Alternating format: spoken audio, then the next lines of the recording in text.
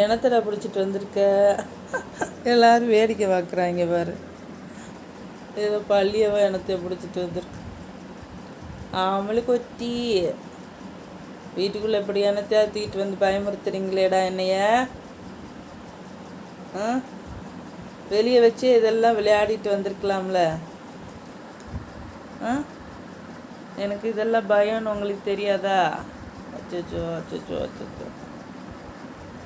தயவு செய்து வெளியே ஓடிடுங்க எடுத்துட்டு. ஆமல் குட்டி என்னடி இப்படி பண்ணுற? அவங்க பிடிச்ச அசால்ட்டாக விளையாடுறாங்களே. பால் வச்சு விளையாடலாம்ல. வேறு டைமண்ட் அமைதியாக உட்காந்து பார்த்துட்ருக்கான். அது குட்டி பூனை அமைதியாக உட்காந்து வேடிக்கை பார்த்துட்ருக்கு. அது வித்தை காட்டுற மாதிரியும் இவங்க என்னமோ